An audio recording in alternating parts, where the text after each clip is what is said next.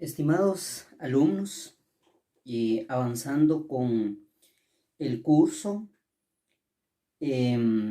vamos a desarrollar a través de este medio el tema de las leyes conexas, empezando por la ley de bancos y grupos financieros. Entonces, les suplico que tengan a la mano su ley de bancos y grupos financieros para desarrollar y entender bien esta clase. Lo primero que tienen que ustedes tener presente es cuál es el objeto de la ley de bancos y grupos financieros. Y es simple, la respuesta la encontramos en el artículo 1 y ahí en el artículo 1 establece que el objeto de la ley es regular la creación, la organización, la fusión, las actividades, suspensión de operaciones y liquidaciones de bancos y grupos financieros, así como el establecimiento y clausura de sucursales y oficinas de representación de bancos extranjeros. Ante esta definición, encontramos el siguiente tema que tendríamos que desarrollar, que sería el tema de los bancos. Ustedes se tienen que aprender qué es un banco. Un banco lo tienen que definir como una sociedad mercantil especial, recordando un poquito el Código de Comercio, cuando vimos el tema de las sociedades. Entonces decimos que un banco es una sociedad mercantil especial cuyo objeto principal es la intermediación financiera. En consecuencia, si un banco se dedica a la intermediación financiera, también tendríamos que saber qué es la intermediación financiera. Esto lo encontramos en el artículo 3, siempre de su ley de bancos, y allí establece que la intermediación financiera bancaria consiste en captar dinero del público o cualquier otro instrumento representativo del mismo para luego otorgar créditos. Lo digo esto a manera de resumen. En el artículo 3 lo desarrolla un poquito más y de preferencia si ustedes se lo aprenden así como lo establece el artículo 3, mucho mejor. Sin embargo, yo lo digo en otras palabras a manera de entenderlo de una forma más fácil.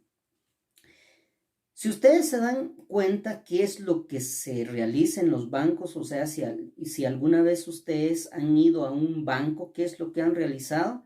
O ir a depositar dinero, o puede ser que hayan ido a prestar dinero.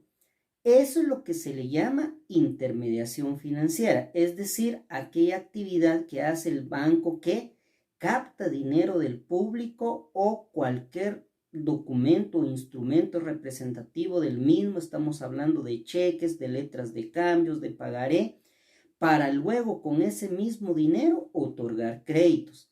Es decir, que un banco nunca presta su propio dinero, sino presta el dinero de otras personas.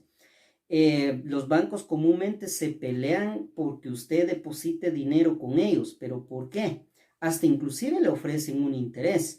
¿Pero a qué se debe esto? Porque ese dinero no lo guardan en su totalidad, sino que una gran parte se lo entregan a otras personas en calidad de préstamos y a estas personas le cobran intereses. Y el interés que le ofrecen a usted que depositó ese dinero, que es del 0.001%, a la persona quien le haya prestado ese dinero, le va a cobrar un interés del 18%, del 15%. Entonces, de ahí es como genera sus ganancias ese banco. La intermediación financiera bancaria es una actividad exclusivamente de los bancos, es decir, ninguna otra entidad se le permite realizar ese tipo de actividad. Si una persona, no siendo un banco, salvo las excepciones que voy a mencionar más adelante, se dedica a la intermediación financiera, definitivamente estaría cometiendo un delito. Y ese delito está contenido en el artículo 96 de siempre de la ley de bancos. Es decir, la actividad de intermediación financiera es una actividad que solo lo pueden realizar los bancos, que como le dije, salvo excepciones, solo los bancos. Pero si una persona se dedica a realizar intermediación financiera, es decir, que capta dinero del público y después con ese dinero se dedica a otorgar créditos y no siendo un banco, está cometiendo el delito que está establecido, como les indiqué, en el artículo 96. Y ese delito no es más que otra cosa que les acabo de mencionar. Alguien que se dedica a captar dinero del público o documentos representativos del mismo y con ese dinero otorgar préstamos y no siendo un banco, está cometiendo ese hecho delictivo. Bueno, sin embargo, esa exclusividad de la intermediación financiera tiene excepciones. Entre las excepciones las encontramos en el artículo 4.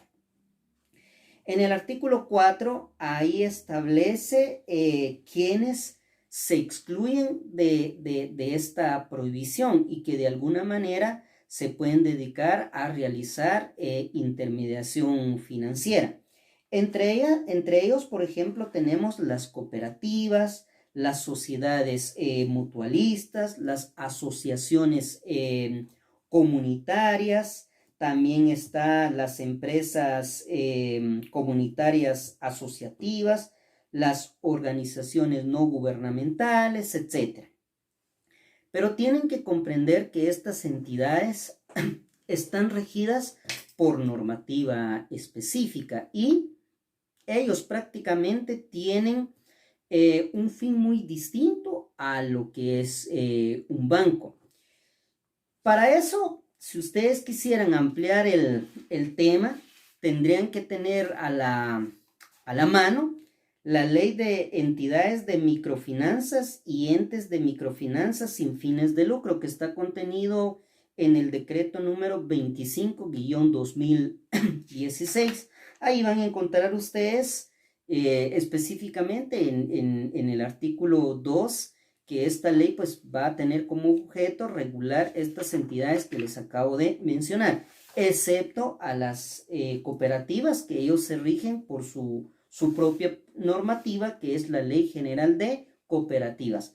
Pero como les vuelvo a explicar, a estas entidades se les permite realizar intermediación, pero bajo ciertos parámetros. Por ejemplo, las entidades que menciona el artículo 4, según el decreto 25-2016 que les acabo de mencionar, son entidades que normalmente prestan dinero, microcréditos, le llaman la ley, a personas que no necesitan de bastantes recursos y que posiblemente no tiene las mismas garantías que los clientes de un banco. Prácticamente estas personas otorgan créditos para un fin social, es decir, para ayudar a las personas.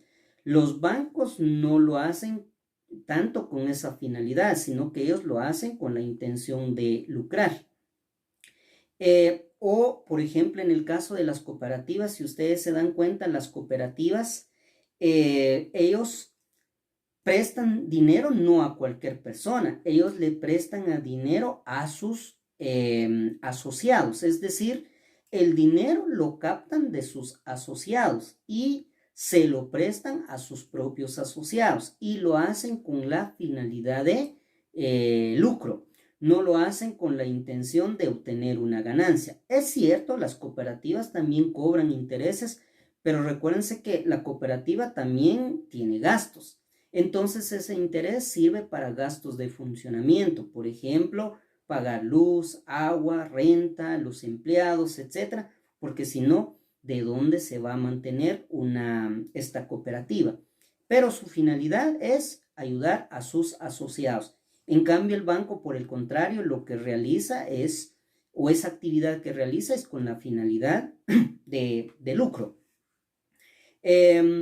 Denle una leidita a la Ley General de Cooperativas, ahí van a encontrar, por ejemplo, que ellos no se inscriben o no se constituyen como sociedades, como los bancos. De hecho, ellos se tienen que inscribir en el Instituto Nacional de Cooperativas. Cobran intereses, obviamente, no con el fin de lucrar, sino, ya les dije, para sus gastos de funcionamiento, y ellos poco a poco tienen que bajarle los intereses. Por ejemplo, si ya lograron comprar una casa y ya no están pagando renta, entonces ya no tienen que cobrar tanto en intereses, le tienen que bajar. Y si una cooperativa empieza a acumular, digamos, ganancias como producto de los intereses que cobra, definitivamente tiene que ver de qué manera regresarles a los asociados, ya sea rifando una casa, un carro, etcétera, pero ellos no pueden acumular riqueza. Los intereses es exclusivamente, como les indiqué, para gastos de mantenimiento. Bueno, muy bien, eso está en el artículo 4. Como les dije, todos los artículos va a ser, salvo excepciones, de la ley de bancos y grupos financieros. Bueno, ¿cuáles son las características más importantes, las características sobresalientes que ustedes tienen que tener presente en cuanto a los bancos? La primera es que ustedes tienen que tener presente, según el artículo 5, que tienen un régimen legal especial.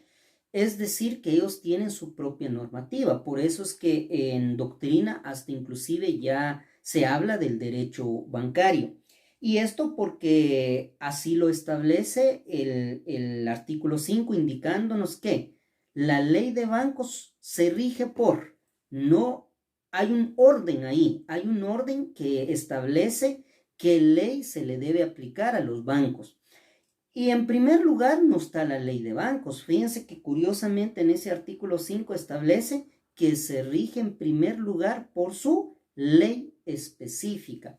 Es que algunos bancos tienen ley específica. Por ejemplo, la Ley Orgánica del Crédito Hipotecario Nacional tiene su propia normativa.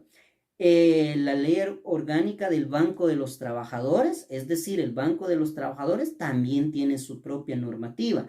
No digamos en el caso de Banrural, que tiene su propia normativa, que era Bandesa y que después se transformó en Banrural. Entonces, esos bancos, a manera de ejemplo, tienen sus propias normas. Entonces, la primera ley que los rige es esa normativa.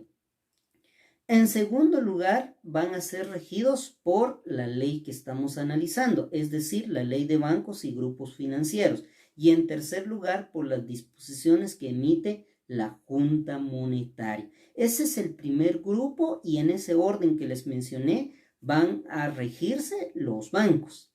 Como segundo grupo, y dice la ley en lo aplicable, se observa la ley orgánica del Banco de Guatemala, la ley monetaria y la ley de supervisión financiera. Dicho sea de paso, la ley de supervisión financiera es la ley que rige a la superintendencia de bancos. Y en lo que no estuviera previsto por estas normativas, se aplican las normas generales, es decir, estamos hablando del Código de Comercio, del Código Civil, de la ley del organismo judicial, etc. Ese sería entonces el primer punto sobre las características especiales que distinguen a los bancos. Segundo, esto lo encontramos en el artículo 6. Los bancos se tienen que constituir como sociedades, pero ¿cuál es la forma mercantil que tienen que adoptar? Se tienen que constituir como sociedades anónimas, o sea que una sociedad colectiva, una sociedad en comandita simple, una sociedad de responsabilidad limitada, no puede usarse estas formas mercantil si se desea constituir un banco, solamente la sociedad anónima.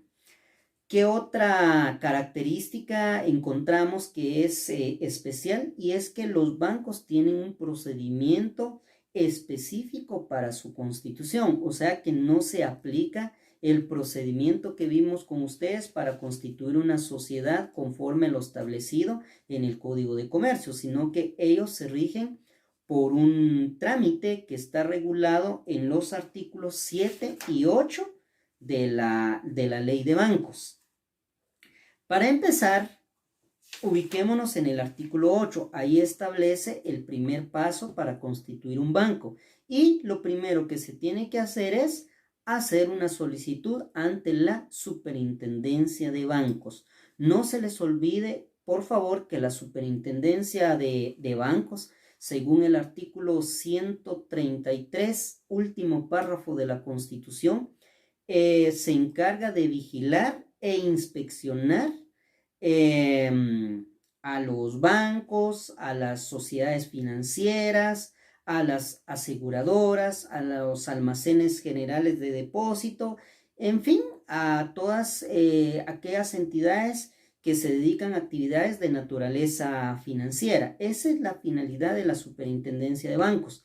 Entonces, tiene una función de fiscalización.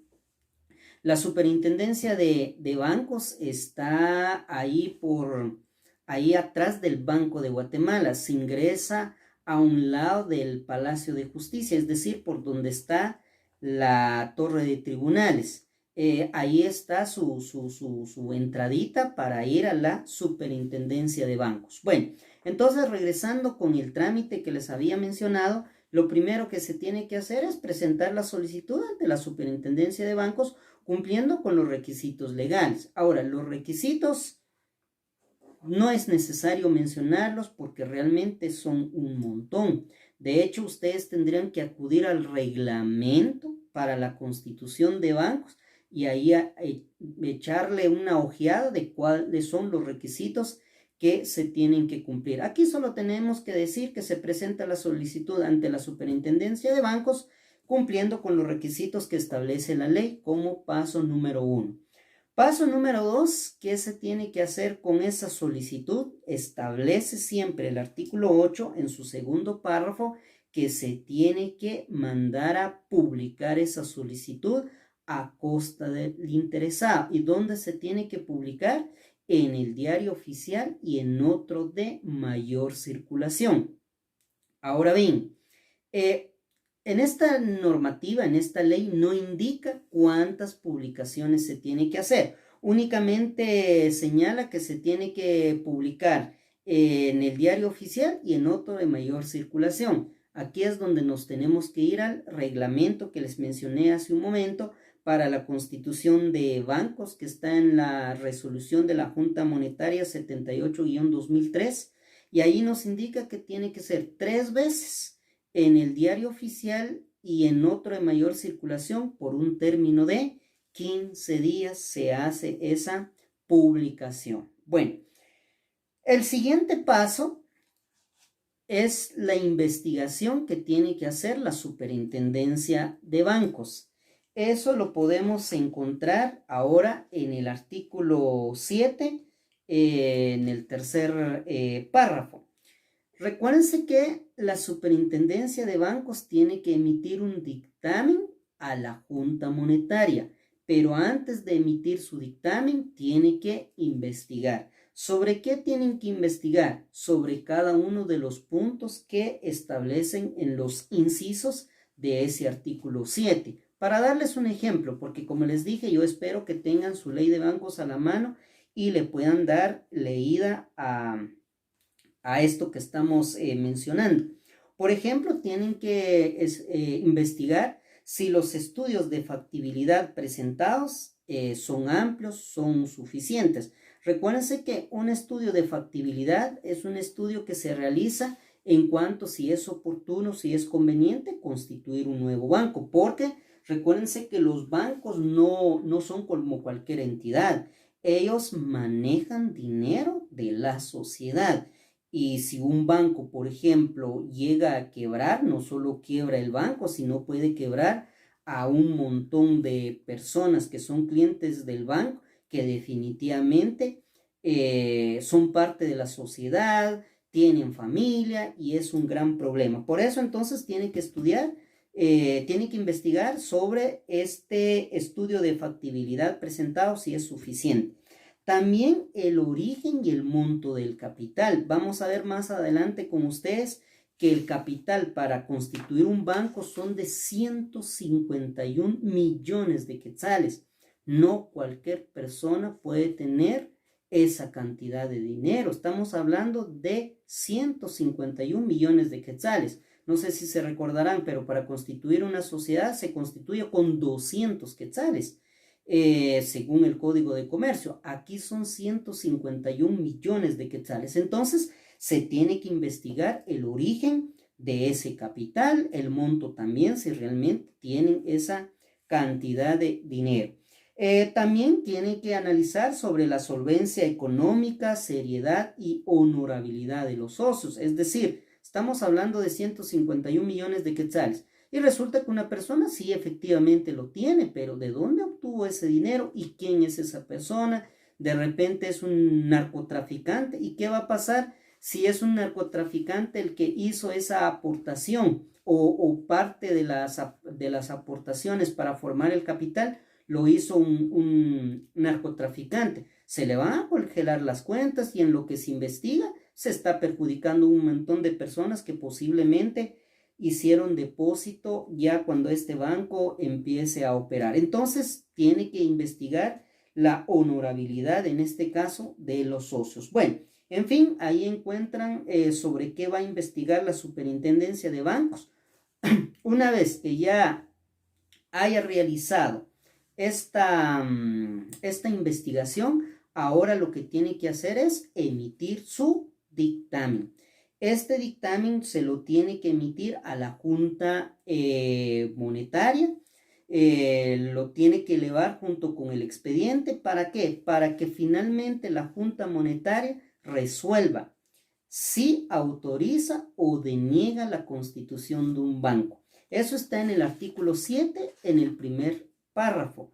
Ahí establece claramente que la Junta Monetaria no puede pronunciarse sin el dictamen previo de la Superintendencia de Bancos. Entonces, en el examen les pueden preguntar, por ejemplo, ¿ante quién se hace el trámite para constituir un banco? Ya sabemos que es ante la Superintendencia de Bancos, pero quien autoriza o deniega la constitución del banco, en este caso le corresponde a la Junta Monetaria. Paso siguiente, pensemos que la Junta Monetaria concedió la autorización para la constitución del banco. Entonces, ahora la constitución del banco se tiene que formalizar en escritura pública, por tratarse, pues obviamente, de una sociedad. Otorgada la escritura pública, entonces se compulsa testimonio y junto con una certificación de la resolución de la Junta Monetaria que autorizó la constitución del banco, se presenta en el registro mercantil para su inscripción. O sea que se tiene que presentar en el registro mercantil y con base en esos documentos, la Junta Monetaria efectúa la inscripción definitiva de ese banco. Ese sería el trámite para la constitución de un banco. Como otra característica de los bancos que los distinguen, está establecido siempre en la ley de bancos, en el artículo 12. El uso de la palabra bancos, banquero, operaciones bancarias y similares únicamente lo pueden utilizar los bancos. Ninguna otra persona puede utilizar en su razón, en su denominación social, en su nombre comercial, en sus actividades, esas palabras. O sea, que esa es una palabra o son palabras que han sido en este caso indicados o dados para que los bancos los utilicen. En el examen, si les preguntan, por ejemplo, o les dicen, mire, yo quiero constituir una sociedad y esta sociedad se va a dedicar a la venta de ropas y yo le quiero llamar banco de pantalones, o yo le quiero llamar banco de comidas, por ejemplo, porque me voy a dedicar a vender comida. Ustedes tendrían que decir no, porque esa denominación o esas palabras, banco, banquero, operaciones bancarias, es de uso exclusivo para los bancos según el artículo 12 de la ley. ¿Qué más características tienen los bancos? También pueden ubicarse en el artículo 15. Ahí establece que el capital social de los bancos está dividido y representado por acciones. Esto del capital social ya lo habíamos visto. Habíamos indicado que el capital social es la suma de todas las acciones. ¿Cuál es lo relevante aquí? Que las acciones son nominativas. Ahora, posiblemente que ya no tiene mucha importancia porque cuando estuvimos estudiando el tema de las acciones según el Código de Comercio, vimos que eran acciones nominativas que emite hoy en día cualquier sociedad, tiene que emitir acciones nominativas. Sin embargo, antes las sociedades tenían la facultad de emitir acciones nominativas o acciones al portador. Las nominativas son aquellas que llevan un registro, que llevan un nombre. Al portador no llevan registro ni lleva el nombre del titular. Entonces, en ese momento, para que las personas que constituían un banco no se inclinaran por acciones al portador, que no sabíamos de quién eran esas acciones, se les exigió a través de esta ley específica, ¿verdad? De esta ley especial en el artículo 15, que solo podían emitir acciones nominativas. Ahora bien, otra característica relevante es el capital pagado mínimo de los bancos. Habíamos señalado que según el Código de Comercio, el capital pagado mínimo es de 200 quetzales. Para los bancos, según el artículo 16, esto debe de ser fijado por la Superintendencia de Bancos en base a los mecanismos aprobados por la Junta Monetaria. Y tiene que ser fijado por la superintendencia conforme a los mecanismos de la Junta Monetaria y tiene que ser revisado por la superintendencia de bancos por lo menos cada año y la tiene que publicar en el diario oficial. Ese capital tiene que ser pagado en efectivo. Lo que les quiero decir con este análisis del artículo 16 es que no dice nada, o sea, no dice nada en el sentido que no nos indica de cuánto es el capital pagado mínimo. Lo único que nos está diciendo es que quien lo tiene que fijar va a ser la Superintendencia de Bancos y lo tiene que hacer anualmente y lo tiene que publicar en el diario oficial. Y efectivamente, mediante resolución de la Superintendencia de Bancos 47-2020 del 13 de enero del 2020, publicado en el Diario de Centroamérica el 23 de enero del 2020, establecieron que el capital pagado mínimo para el año 2020, es decir, en el 2021, posiblemente puede cambiar, en todo caso lo tienen que revisar, es de 151 millones de quetzales. Ese es el capital mínimo para que un banco pueda iniciar operaciones, o mejor dicho, para que un banco pueda constituirse.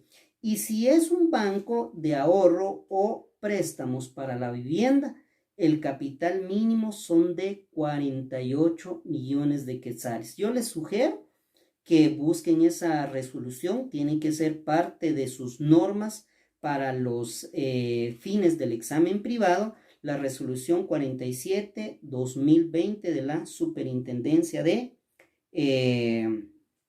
Bancos. Bueno, trasladémonos al artículo 20 siempre de la ley de bancos, y ahí encontramos el órgano de administración. ¿Se recuerdan cuando estuvimos estudiando el tema de las sociedades? Vimos que las sociedades normalmente tienen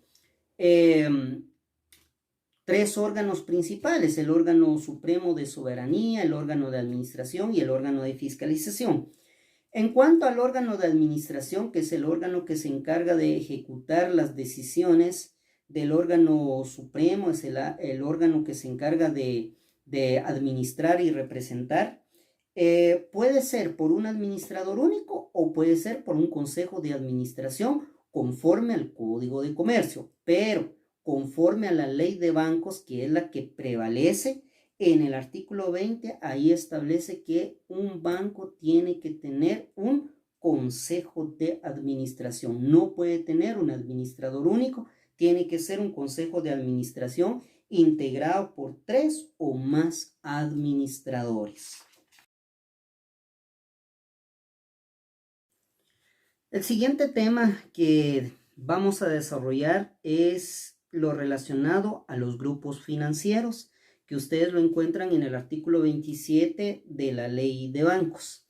Ahí encontramos la definición legal, que es la definición que vale, la que ustedes se tienen que aprender. Y señala este artículo que un grupo financiero es la agrupación de 2 o más personas jurídicas que realizan actividades de naturaleza financiera, de las cuales una de ellas debe de ser un banco.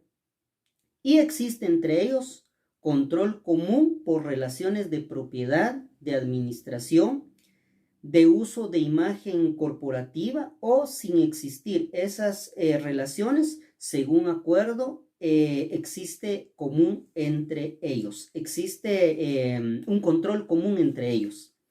Ahora, para que ustedes comprendan bien esta definición, vamos a desglosar los elementos que la conforman. Primero indica, es la agrupación de 2 o más, o sea, que no puede haber uno, tiene que ser 2, tiene que ser 3, tiene que ser 4, tiene que ser 5. ¿5 qué? Personas jurídicas, o sea que no estamos hablando de personas individuales. Para ser más precisos, cuando indica personas jurídicas, está hablando de sociedades. Por supuesto que ya les dije que ustedes se tienen que aprender la definición tal y como indica el citado artículo, pero yo se los estoy diciendo de una manera para que sea más fácil comprenderlo. Entonces, cuando dice la agrupación de 2 o más personas jurídicas, estamos hablando de 2 o más sociedades, pero no cualquier sociedad, no estamos hablando de McDonald's, no estamos hablando de Pollo Campero, sino de aquellas sociedades que se dedican a actividades de naturaleza financiera. Una aseguradora, un almacén general de depósito, una financiera. Esas son sociedades que se dedican a actividades de naturaleza financiera. Pero luego viene otro elemento y nos dice de las cuales una de ellas debe ser un banco. O sea, no puede existir grupo financiero si no existe como uno de sus integrantes un banco. Y luego dice que entre ellos existe un control común por relaciones de propiedad, es decir, hay una X propiedad que les pertenece a todos, la administración le corresponde a uno, pero esa administración lo realiza hacia todos los que conforman el grupo financiero. O puede ser por uso de imagen corporativa o sin existir estas relaciones, según acuerdo, existe un control común. Les voy a poner un ejemplo o vamos a analizar cómo es que nace un grupo financiero. Anteriormente los grupos financieros no estaban regulados, pero se empezaron a dar en la práctica gracias a la astucia y la habilidad de los bancos, que tuvo que haber habido necesidad de regularlos. Pero, como vimos anteriormente con ustedes, los bancos se dedican a la intermediación financiera, es decir, captar dinero y con ese dinero otorgar préstamos. En ese momento que el banco realiza esa actividad, llega una persona, solicita un préstamo, el banco le dice que con mucho gusto le puede otorgar ese préstamo, pero para eso le va a exigir una garantía, normalmente un bien inmueble, una propiedad. Esta persona cuenta con esa garantía y la garantía consiste en una casa de 3 niveles. Esa casa aproximadamente tiene un costo de 500,000 quetzales y él está solicitando un préstamo de 400,000.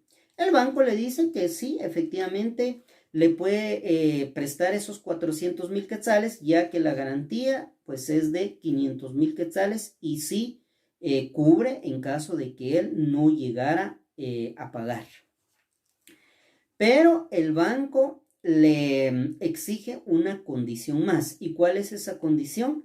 Que esta casa de 3 niveles tiene que estar asegurada. ¿Por qué? Porque si hay algún siniestro, un terremoto, por ejemplo, y esta casa se cae y queda el puro terreno, esa casa ya no vale 500,000, probablemente vale 150,000. Y ahí el banco perdería, porque entonces, ¿cómo le va a hacer para recuperar ese dinero? Recuérdense que no hay saldo insoluto en la hipoteca.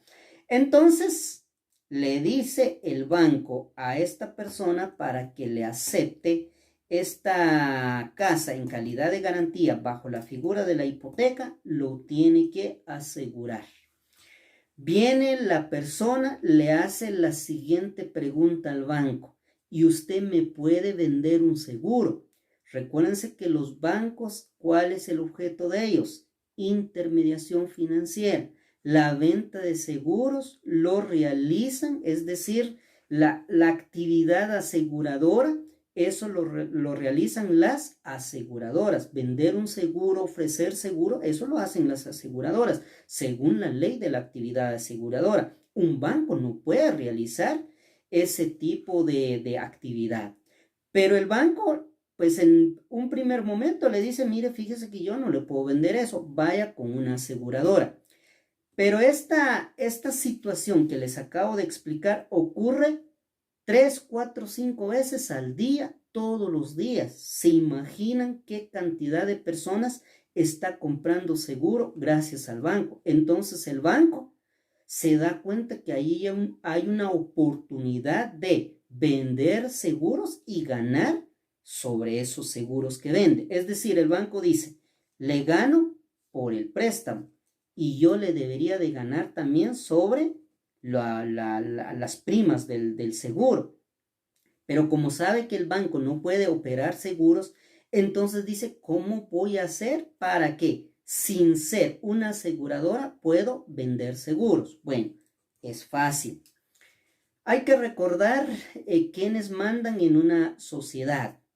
Pues digamos que mandan los socios a través de sus acciones. Pero en un sentido material, es decir, ya en la práctica, ¿quién realmente manda?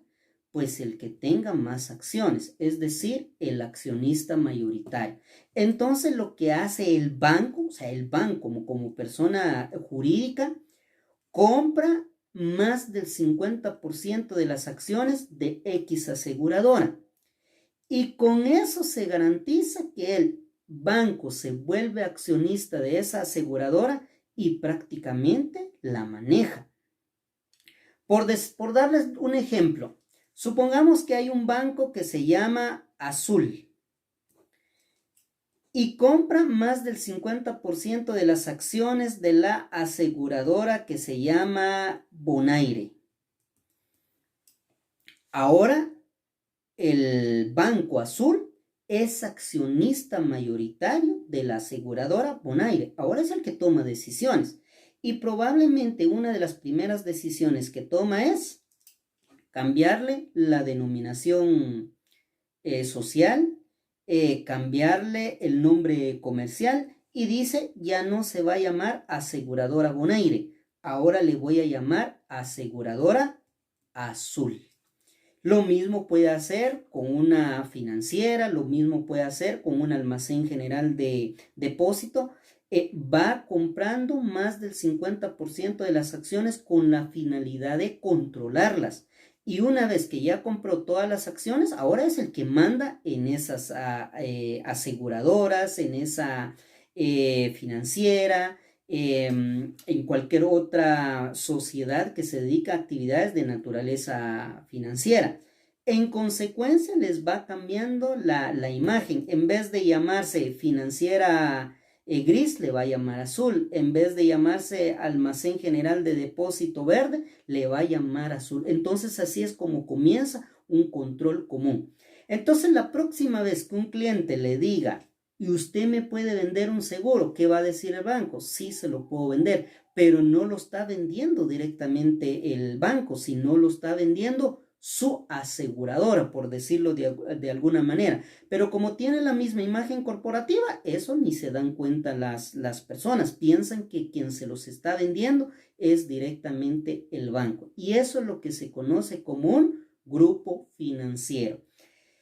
El contrato que utilizan los bancos para poder controlar a estas sociedades que les acabo de mencionar a través de la adquisición del más del 50% de sus acciones es un contrato atípico que se le conoce como holding, que eso, primero Dios, lo vamos a ver más adelante con ustedes. Bueno, ahora, un tema siempre con relación a este grupo financiero lo encuentran ustedes en el artículo 28, que es la denominada supervisión consolidada. No les puedo dar una definición de eso porque aparece regulado en la ley y ahí establece que la supervisión consolidada es la vigilancia e inspección que realiza la superintendencia de bancos sobre algún grupo financiero con la finalidad, con el objeto en este caso de velar porque su actuar se realice conforme a las normas legales. Eso es lo que se llama una supervisión consolidada, es decir, la supervisión que realiza la superintendencia de bancos sobre un grupo financiero. Bueno, pero ahora bien, pasaba en ocasiones, o sea, antes de que fuera regulado este tema del grupo financiero, como les mencioné, pasaba que la superintendencia de bancos fiscalizaba a un banco y encontraba que faltaban 10 millones de quetzales. Le pregunta qué pasó con esos 10 millones y dice, es que eso lo mandamos a la aseguradora que forma parte del grupo financiero, o sea, a nuestra aseguradora. Entonces va la superintendencia de bancos a fiscalizar la aseguradora. Cuando fiscaliza la aseguradora, resulta que ahí faltan 20 millones de quetzales y le dicen, aquí faltan 10 millones de parte de la aseguradora más los 10 millones que les remitió el banco. Entonces faltan 20 millones. ¿Qué pasó con esos 20 millones? Es que fíjese que eso lo mandamos a nuestro almacén general de depósito. Van al almacén y resulta que faltan 40 millones, 20 del almacén, 10 que le remitió la aseguradora o 20, que son 10 de la aseguradora y 10 del banco. Entonces faltan 40 millones. Sí, es que eso lo remitimos a nuestra financiera. Van a la sociedad financiera y resulta que faltan 60 millones ahí. Y les preguntan de dónde o qué pasó con esos 60 millones y ellos dicen, es que eso lo enviamos al banco. Y otra vez hay que ir al banco y para eso ya pasó un año. Y resulta que nunca se dan cuenta qué está pasando con ese dinero. Y probablemente ese dinero se lo están hurtando, se lo están llevando y eso puede hacer que quiebre el banco y si quiebra el banco, quiebra la aseguradora, quiebra la financiera, etc. ¿Y quiénes son los perjudicados? En especial los clientes del banco, que como ya les dije, es una gran parte de la sociedad. Entonces, para evitar eso, en el artículo 27, en el tercer párrafo, se estableció que el grupo financiero tiene que quedar bajo el control de una empresa controladora o de una empresa responsable, que técnicamente no serían empresas, serían sociedades. Si el banco si el grupo financiero opta por una empresa controladora, eso significa que tienen que crear una sociedad y esa sociedad se va a encargar de llevar el control común de todos ellos. Por lo tanto, si la superintendencia de bancos quiere fiscalizar al almacén general de depósito que pertenece a este grupo financiero, solo tiene que ir a la empresa controladora. Si quiere fiscalizar al banco, va a la empresa controladora. Si quiere fiscalizar al almacén general de depósito, va a la empresa fiscalizadora o controladora, perdón. Ahora, Si es una empresa responsable, significa en este caso que la responsabilidad recae en el banco. Es decir, el banco es el que va a tener el control común sobre ellos. Entonces, la misma situación. Si la superintendencia de bancos quiere controlar a la aseguradora, tiene que ir al banco. Si quiere fiscalizar al almacén general de depósito, tiene que acudir al banco. Y si quiere fiscalizar al propio banco, va al banco. Y ese banco no puede decir, se lo mandé a tal entidad, porque realmente él es el que lleva el control como empresa responsable. Bueno, muy bien, eso tal vez sería lo más importante que ustedes tienen que tener presente del grupo financiero. Vamos ahora al artículo 41 y vamos a regresar un poquito al tema de los bancos, y ahí van a encontrar ustedes las operaciones y los servicios que prestan los bancos. Hay 4 clases de operaciones. En el inciso A encontramos las operaciones pasivas, en el inciso B las operaciones activas, el inciso C operaciones de confianza y en el inciso D pasivos contingentes. Hablemos de cada una de ellas. Vamos entonces con la operación pasiva. Una operación pasiva es aquella operación que cuando se realiza, el banco se convierte en deudor. Por eso se llama operación pasiva. O sea, al realizar esa operación, automáticamente el banco queda como deudor. En el mismo inciso nos da ejemplo. Por ejemplo, recibir depósitos monetarios. Cuando ustedes van al banco y depositan un dinero a su cuenta, ahí el banco se quedó como deudor, porque en el momento que yo requiero ese dinero que depositó, ellos tienen la obligación de devolvérmelo. Numeral 2, recibir depósitos a plazo. Eso es, usted deposita su dinero y por un tiempo no lo puede sacar, pero vencido ese plazo ya lo puede retirar y el banco entonces se lo tiene que devolver. Por eso es que el banco se convierte en deudor, y aquí estamos hablando de una operación pasiva. Inciso B, todo lo contrario, operaciones activas. Son aquellas operaciones que realiza un banco en la cual se convierte en acreedor. No puede haber mejor ejemplo que el numeral primero del inciso B, siempre del artículo 41, otorgar créditos. Si un banco a mí me entrega ahorita en calidad de préstamo, digamos, 20,000 quetzales, ahí automáticamente el banco se convirtió en acreedor.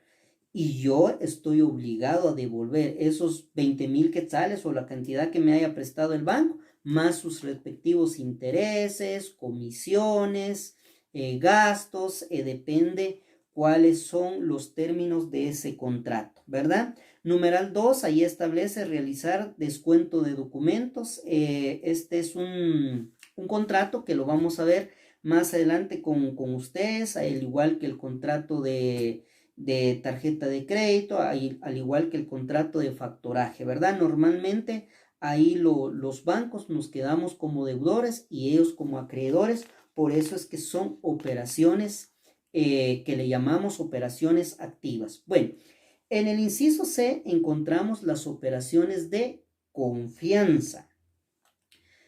Son aquellas operaciones que realiza el banco encomendados por determinadas personas por la confianza que le tienen al banco. Es decir, el banco o la persona confía mucho en el banco al encomendarle ese tipo de operaciones. Si yo les pregunto a ustedes, si alguien les debe y él les dice, mire, hoy se lo voy a pagar, no van a mandar a cualquier persona a que vaya a cobrar esa cantidad de dinero. Tiene que ser una persona de confianza. Algo así son las operaciones que realizan los bancos, denominadas operaciones de confianza. Por ejemplo, cobrar y pagar por cuenta ajena. Se recuerdan que el pago de la luz, el pago del agua, el pago del teléfono, del internet, de Netflix, todo eso se hace a través de un banco, no necesariamente directamente con las personas. Entonces, eso se lo considera como una operación de confianza. También indica aquí recibir depósitos con opción de inversión financiera, es decir, yo le entrego un dinero al banco y le faculto al banco para que lo pueda invertir. También hay contratos específicos relacionados a eso que lo vamos a ir viendo en otros cursos. Bueno, de ahí vienen los pasivos contingentes. Un pasivo contingente es aquella operación que realiza el banco en la cual se va a convertir en un posible deudor, o es decir, en un deudor en potencia. Normalmente sirve de garante para el cumplimiento de una obligación. Es decir, un pasivo contingente significa que el banco se convierte en garante de una obligación.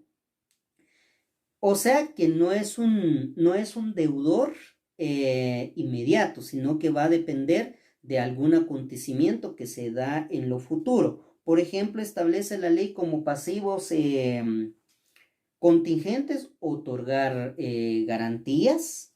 Es decir, el banco puede ofrecer algo en garantía, una propiedad que tiene.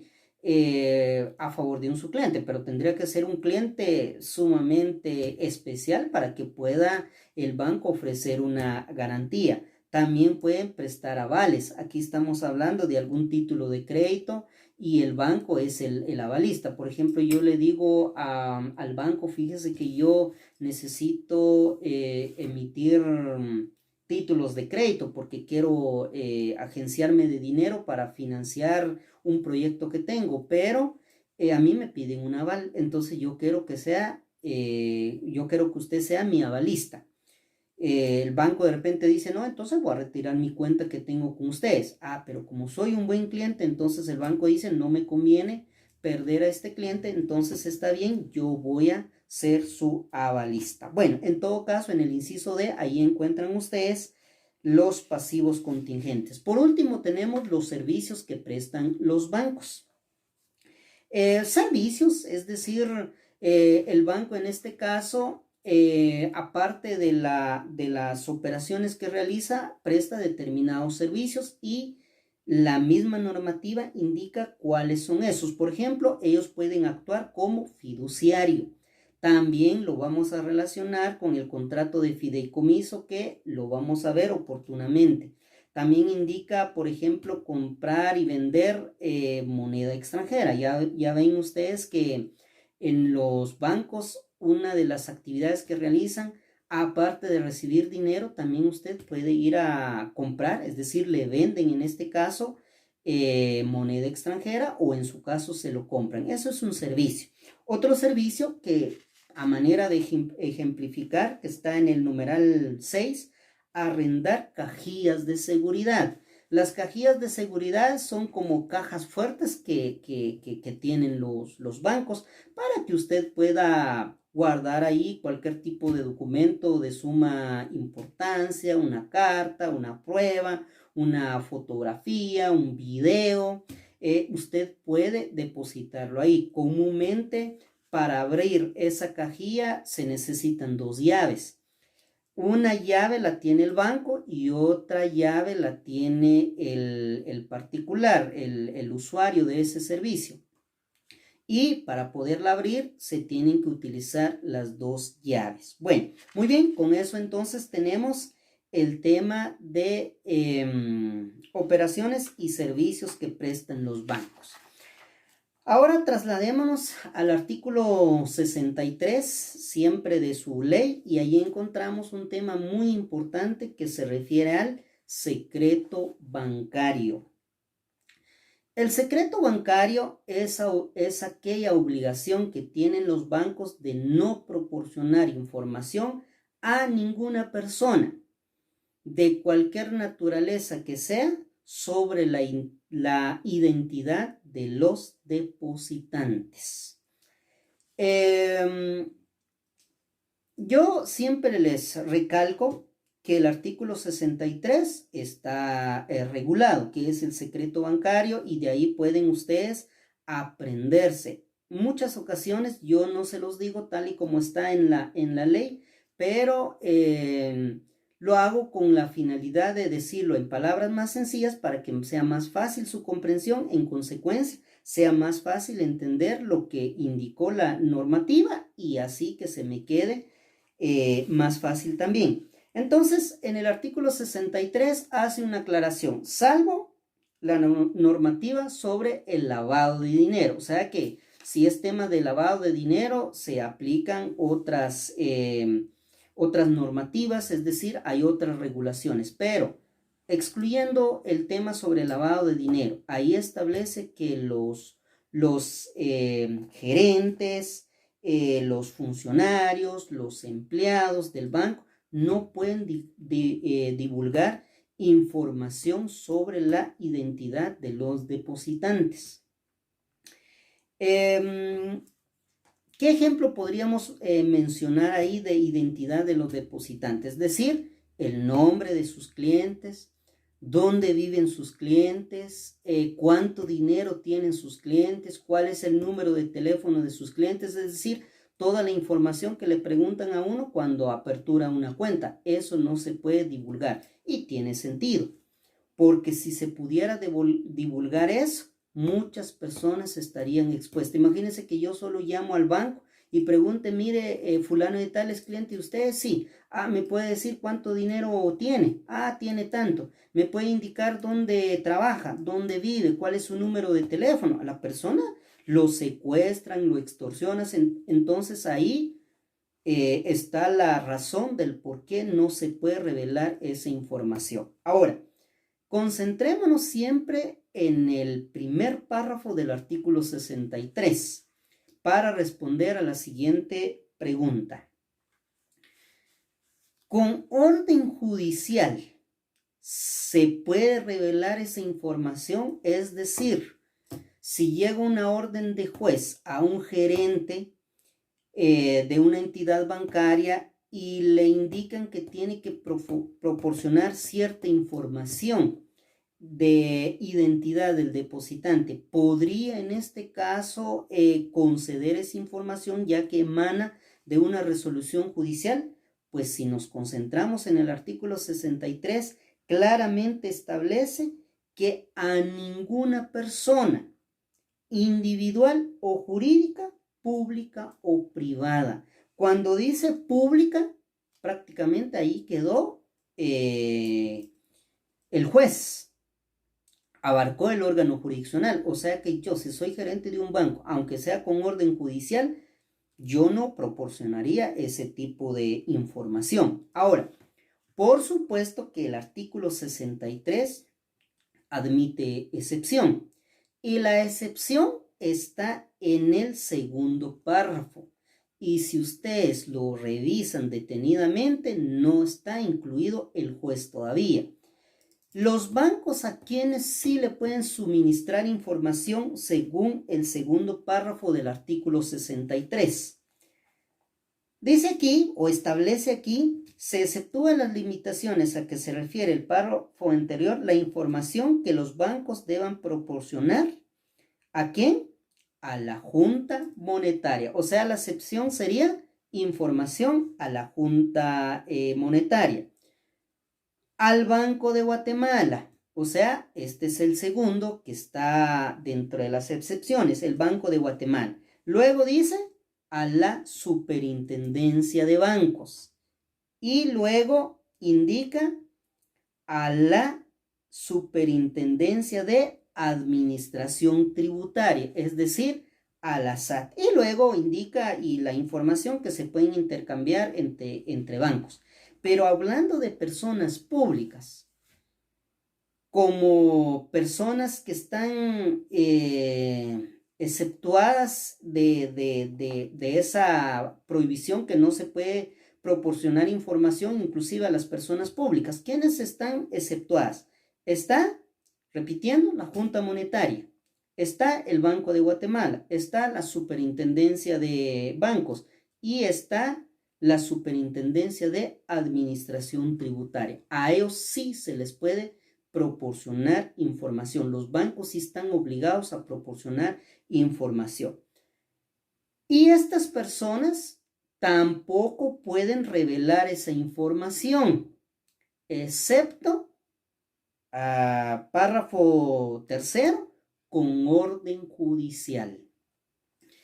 Entonces, si vamos en escalada de lo que acabamos de ver, vamos a sacar la siguiente conclusión. Un banco no puede proporcionar información directamente al juez porque es una persona pública y las únicas personas públicas a quien se le puede revelar información únicamente es a la Junta Monetaria, al Banco de Guatemala, a la Superintendencia de Bancos y a la Superintendencia de Administración Tributaria. Y ellos no pueden revelar esa información salvo con orden de juez. O sea que si quisiéramos información se lo tendríamos que solicitar al juez. El juez se lo tendría que solicitar ya sea a la Junta Monetaria, a la Superintendencia de Bancos, al Banco de Guatemala o inclusive a la SAT, y estos le piden al banco y el banco se lo tiene que entregar a estos 4 personas públicas y de ahí ellos le tendrían que entregar al juez. Eso es lo que denominamos el secreto bancario. Ahora, con relación al lavado de dinero, esto es una actividad ilícita, es decir, este es un delito que normalmente se incurre cuando una persona se dedica a actividades ilícitas y de ahí hace ganancias, de ahí produce dinero, pero como ese dinero no lo puede utilizar porque es un dinero ilícito, entonces lo trata de introducir en actividades lícitas para limpiarlo, digamos, porque si yo llego a una agencia de vehículos y compro un vehículo al contado por 300,000 quetzales y me dicen de dónde sacó el dinero y yo les digo, es que secuestré un par de personas, no me venden ese vehículo porque el dinero es ilícito. Entonces yo tengo que procurar crear una empresa y ahí decir que este dinero es producto de las utilidades de mi empresa o de mi sociedad. Entonces ya me pueden vender. En la ley en la ley contra el lavado de dinero u otros activos, ahí establece que si una persona deposita más de $10,000 o su equivalente en quetzales, inmediatamente se tiene que hacer del conocimiento de la Intendencia de Verificación Especial, es decir, de la IVE, para que ésta se encargue de investigar de dónde sacó esta persona esa cantidad de dinero que lo depositó de una sola vez. Y si encuentra de que esa persona probablemente se dedica a actividades de lavado de dinero, presenta la denuncia en el MP y el MP tiene que investigarse.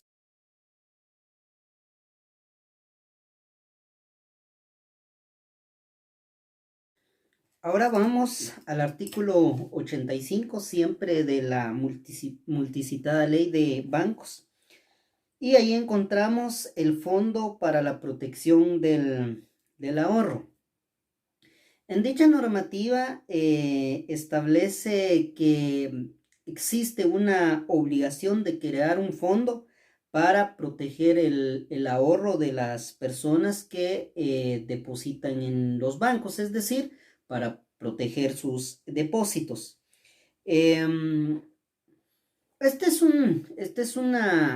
una cantidad de dinero que garantiza la devolución de los depósitos que hacen las personas.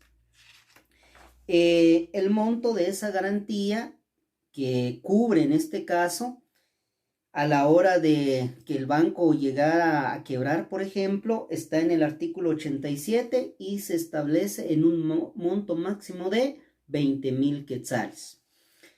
Eso quiere decir que si una persona deposita, por ejemplo, en el banco una cantidad de dinero, tuviera unos 10,000 depositados, tiene 15,000 depositados, tiene 20,000 depositados, entonces se le asegura que se le va a devolver ese dinero en caso de que el banco llegara a quebrar. Este es una garantía muy bonita. Lamentablemente el monto es muy poquito porque es de 20,000 quetzales, lo cual significa que si una persona tiene depositada 50,000 quetzales y el banco quiebra, solo le garantizan la devolución de 20,000. El resto tendría que plantear su demanda, su denuncia, etcétera, para poder en este caso recuperar ese dinero. Pero lo que sí le van a devolver a través de un trámite administrativo van a ser 20,000 quetzales. Eso sí, si esta persona tiene depositado 5,000, no le devuelve 20, sino que le van a devolver 5,000. Si tiene depositado 10,000, le van a devolver 10,000. Si tiene depositado 25,000, le van a devolver 20,000. Si tiene depositado 1,000,000, lo más que le van a devolver son 20,000 quetzales. Si quisieran ustedes profundizar un poquito más sobre este tema, no se les vaya a olvidar que existe un reglamento que lo rige, aunque yo considero que no es necesario, pero por si quisieran profundizar un poquito más, como les dije, entonces está el reglamento del Fondo para la Protección del Ahorro, que es la resolución de la Junta Monetaria 187-2002. Inclusive ahí está el procedimiento que se tiene que seguir en este caso para poder obtener esa devolución, o mejor dicho, esa cobertura de 20,000 quetzales que hace un momento les mencioné. Bueno, muy bien. En el examen han preguntado en alguna ocasión, después de que les hayan interrogado sobre el tema del FOPA y ya se haya establecido que el monto máximo es de 20,000 quetzales, entonces les van a decir, si a usted a su oficina le llega su cliente y le dice, mire, fíjese que yo me enteré que si el banco llega a quebrar, a mí solo me van a devolver 20,000 quetzales como máximo de los depósitos que he hecho en el banco. Y usted efectivamente en la asesoría que le da le confirma esa situación a la persona. Entonces la persona le dice, mire, pues yo tengo por ahí unos 300,000 y yo lo quiero depositar en un banco, pero no quisiera perder esos 300,000 quetzales, porque de 300,000 y me devuelven 20,000, prácticamente eso no me conviene, o puede ser hasta más, puede ser que la persona, el ahorro de toda su vida es de 500,000 de quetzales o 1,000,000, y esto es lo que me va a servir a mí para mi vejez, cuando ya no tenga capacidad de trabajo. Entonces, ¿cómo le hago para no perder mi dinero? Bueno, digamos que para la respuesta para fines de examen privado, y que realmente en la práctica tendría que ser la misma, existe una obligación de la Superintendencia de Bancos de publicar mensualmente la situación financiera de los bancos. Es decir, que en esa función fiscalizadora que tiene la Superintendencia de Bancos, tiene que publicar cómo está económicamente las entidades bancarias, inclusive las demás entidades que están sujetas a fiscalización. Pero en este momento nos interesa el tema de los bancos.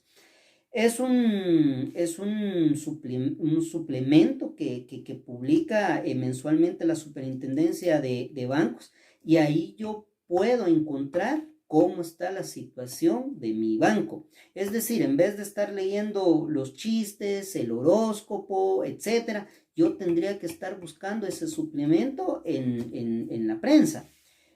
O buscarlo en la página de la Superintendencia de Bancos, o ir directamente a la Superintendencia de Bancos, para que de ahí me pueda enterar si mi banco está sólido o si mi banco no anda muy bien. Y pues entonces, si yo me entero que el banco realmente ya no está muy solvente, de acuerdo a esa publicación, tendría que retirar ese dinero. Algunos también aconsejan no depositar el dinero en un solo banco, sino que distribuirlo. Por ejemplo, si yo tengo 100,000, pues depositarlo en 4 bancos. Y si ese banco quiebra, yo me aseguro que me van a devolver los 20,000. O depositarlo en 5 bancos para que no deposite 25,000 sino 20,000, y me aseguro que me devuelven esos 20,000 quetzales.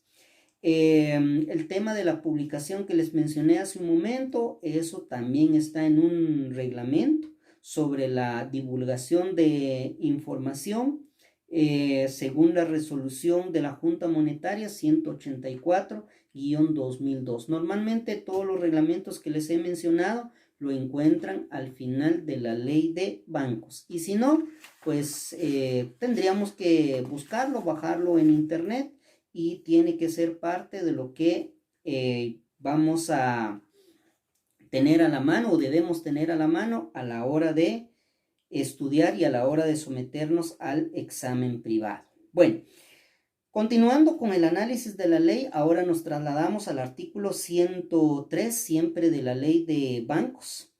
Ahí encontramos el valor de las unidades de multa. Esto lo tienen que aprenderse bien, porque en las leyes conexas que vamos a ir viendo normalmente varían las unidades de multa.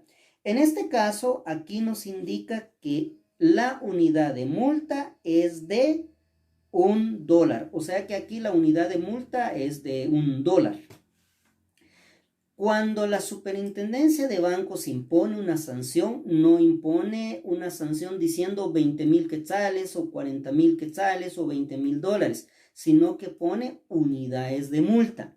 Por ejemplo, vean el artículo 102.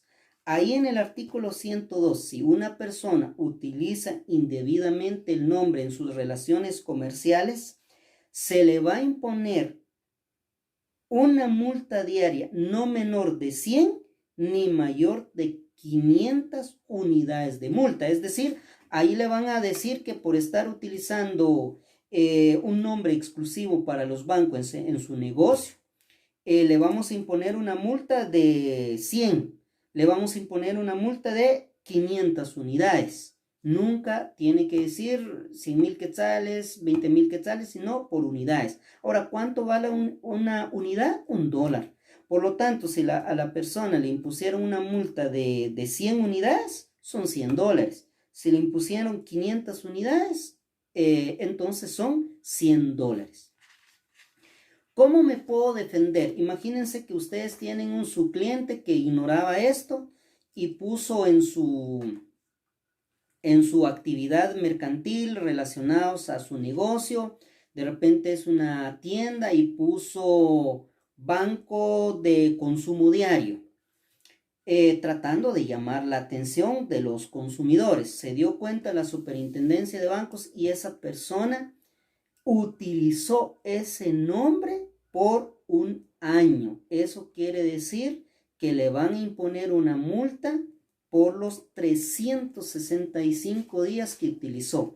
Pensemos que le impusieron la multa máxima, que son 500 unidades. ¿Eso qué quiere decir? Que son $500 diarios por 365 días. Es una barbaridad de dinero que va a tener que pagar en concepto de multa. ¿Qué podemos hacer ante esa decisión de la Superintendencia de Bancos o cualquier otra decisión que nos afecte? Eso lo encontramos en el artículo 104. Aquí se tendría que plantear el recurso de apelación. No es un recurso judicial, no es un recurso dentro de un proceso. Este es un recurso administrativo. Este recurso se tiene que interponer dentro del plazo de 10 días y se tiene que presentar por escrito ante la Superintendencia de Bancos. Es decir, yo tengo 10 días siguientes a la notificación, es decir, hoy me notifican, al día siguiente empieza a correr mis 10 días, dentro de los cuales yo tendría que presentar el recurso de apelación por escrito ante la Superintendencia de Bancos. ¿Qué hace la Superintendencia de Bancos con ese recurso planteado? Lo tiene que elevar a la Junta Monetaria dentro del plazo de 5 días contados a partir de su recepción. y la Junta Monetaria tendrá que resolver ese recurso dentro de los 30 días, es decir, tiene un plazo de 30 días para resolver. Este es uno de los recursos administrativos que encontramos. Vamos a encontrar otros recursos administrativos, no necesariamente en la ley de bancos, porque la ley de bancos, el recurso que regula es el recurso de apelación. Por ahí hay otro recurso, pero yo considero que no hay necesidad de que nos metamos a ver ese tema. Con que se aprendan el recurso de apelación es más que suficiente, ¿verdad? Muy bien. Ahora, de ahí nos vamos al artículo 105, 106, 107, 109, y ahí encontramos el régimen procesal, es decir, el juicio ejecutivo. En el artículo 107, a mí me interesa que ustedes sepan que para cobrar los adeudos que tiene a su favor el banco lo hace a través del juicio ejecutivo, que está en el Código Procesal Civil y Mercantil. Pero en el artículo 107 establece cómo se tiene que iniciar ese juicio ejecutivo.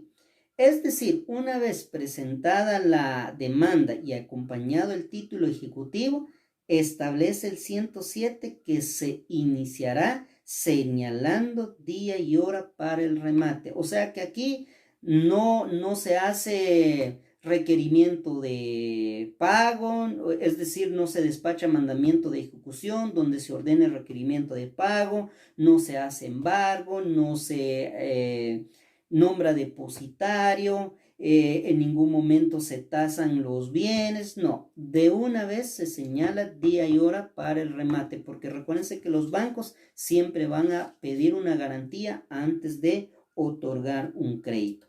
También tienen que tener presente el artículo 109. En el artículo 109 ahí encontramos las excepciones que pueden plantear.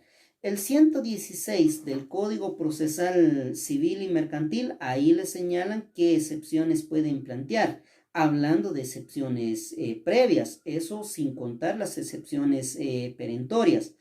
Pero cuando es un juicio ejecutivo promovido en este caso por un banco, solo se pueden plantear dos excepciones, y es la excepción de prescripción o de pago. Aquí no pueden plantear demanda defectuosa, falta de personalidad, falta de personería, litispendencias.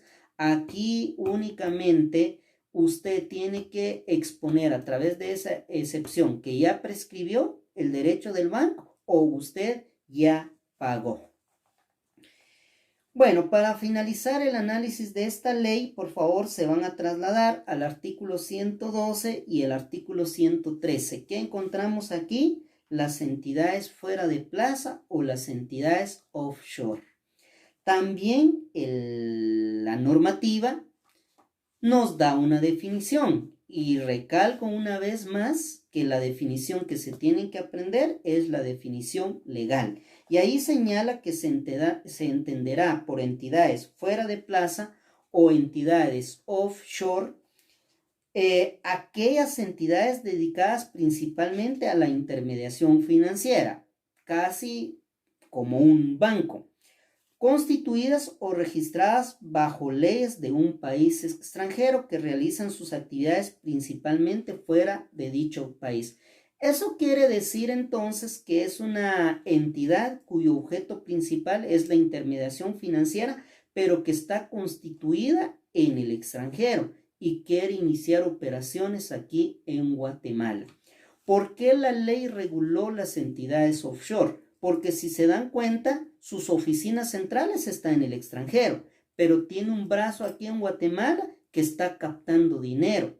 Si no le funcionan las cosas, le hace bien fácil retirarse de Guatemala porque no tiene nada que estar haciendo aquí y se va a su país. Pero ¿a quién está perjudicando? Prácticamente a los clientes que son de nacionalidad guatemalteca. Y si quieren demandar a esta entidad, la tendrían que ir a demandar a ese país. Imaginémonos que hay que ir a demandarlo a Estados Unidos, pagar abogado, deudas, etcétera. Entonces genera gastos. Entonces, en este caso, las entidades offshore, según el artículo 113, se le estableció ciertos parámetros para que puedan establecerse dichas entidades aquí en Guatemala. Como es un montón lo que establece el artículo 113, se las voy a resumir. Primera, tiene que estar autorizado por la Junta Monetaria definitivamente.